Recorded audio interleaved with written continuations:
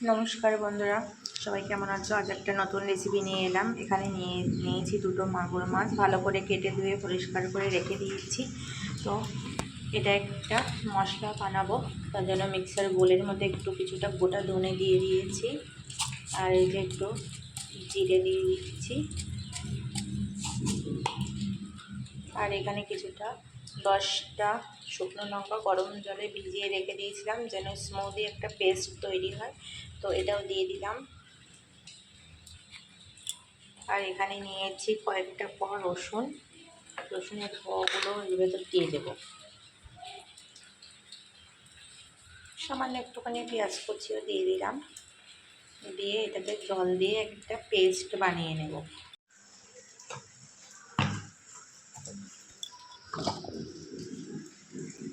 এই যে পেস্ট বানানো রেডি হয়ে গেছে। তো এটাতে কি সুন্দর স্মুদি একটা পেস্ট হয়েছে। এটাকে পুরো মাছের গায়ে দিয়ে দিলাম। মাছের এবার জামা কাপড় ভরানো হচ্ছে। এটা পুরোটা দিয়ে ভালো করে ম্যারিনেট করতে হবে। লবণ দিয়ে দিলাম, একটু লবণ হলুদ দিয়ে দিয়েছি, এক টুকরো লেবুর রস দিয়ে দেবো।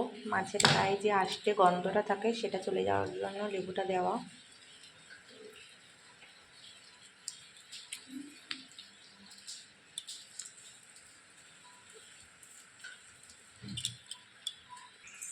সব রকম মশলা দিয়ে মাছটাকে ম্যারিনেট করে রেখে দিয়েছি। এখানে কিছুটা পেঁয়াজ কুচি দিয়েছি আর একটা ছোট সাইজের আলু।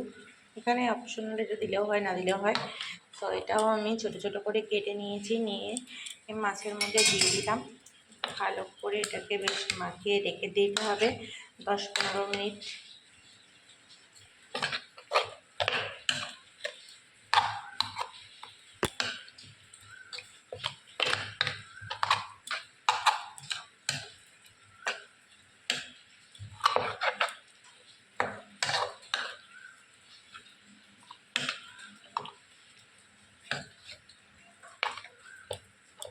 আর একটু কাঁচা সরিষার তেল দিয়ে দেবো।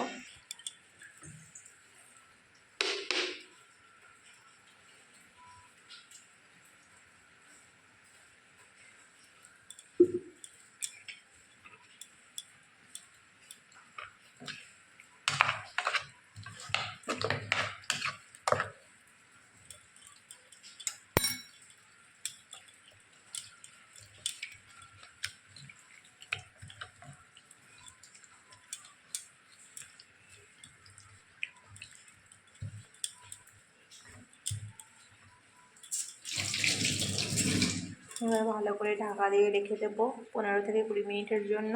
তারপর মেন রান্নায় যাব। ম্যারিনেট করা মাছটা আধ ঘন্টা মতো হয়ে গিয়েছে।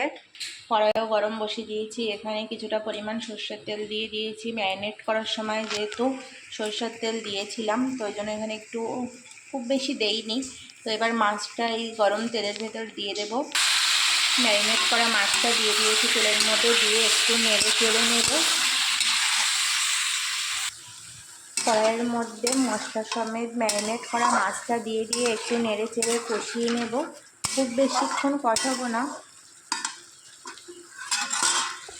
আর এখানে এই বাটিতে যেহেতু ম্যারিনেট করা ছিল, ওর গায়ে অনেকটা মশলা লেগেছিলো, এর মধ্যে একটু জল দিয়ে দিয়েছি। এটা বাটিটা পরিষ্কার করে ধুয়ে একটু জল দিয়ে দেবো। তখন যখন জলটা দেবো তখন এটা দিয়ে দেবো।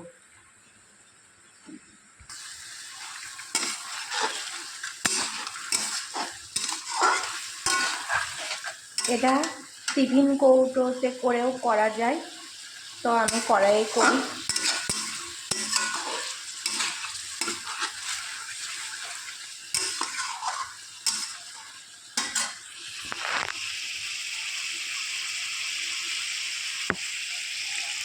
এবার বাটি ধোয়া জলটাও দিয়ে দিলাম।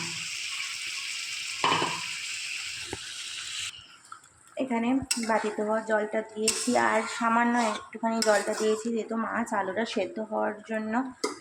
এবার এটা ফুটে যাক। এর মধ্যে আর কোনো রকম মশলা অ্যাড করতে লাগবে না, লবণটা চেক করে নিলেই হয়ে যাবে। তো এটা এবার ফুটছে যেহেতু আমি ঢাকা দিয়ে রেখে দেবো।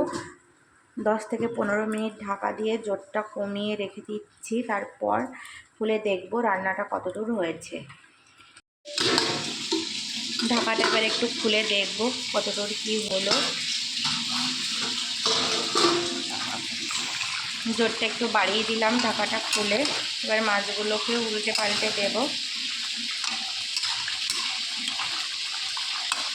আলুটা প্রায় সেদ্ধ হয়ে এসেছে, মাছগুলোও তাই।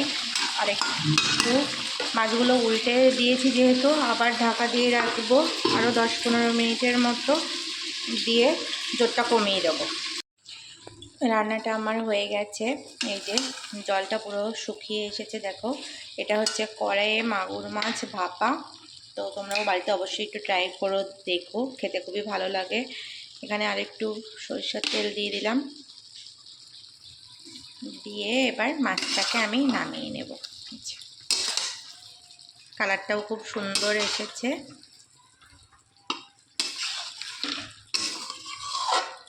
মাছগুলো ভালোভাবে সেদ্ধও হয়ে গিয়েছে। তো এবার এটা আমি ভালো করে নামিয়ে নেব। এটা গরম ভাতের সঙ্গে খুবই ভালো লাগে। এই যে রান্নাটা আমার কমপ্লিট, নামানো হয়ে গেছে। তো কেমন হয়েছে অবশ্যই তোমরা কমেন্ট করে জানিও। আর এই রেসিপিটা খেতে খুবই ভালো লাগে। তো আজকের মতো ভিডিওটা এই পর্যন্ত। সবাই ভালো থেকো, সুস্থ থেকো।